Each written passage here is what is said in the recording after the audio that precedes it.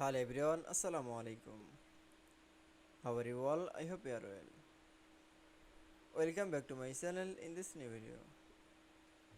Today's video, how to add zero before number in Microsoft Excel. So let's start it.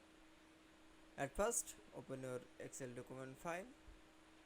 Firstly, there will show this all number. This number from the add before the number. Firstly, now click for the columns. Now keyboard press from the equal option. Now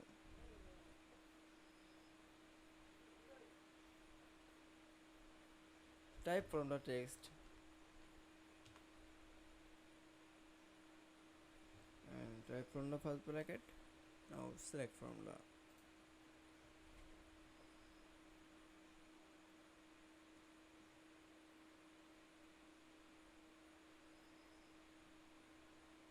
now type from the comma and double quotation 60 again double quotation. Now first bracket close.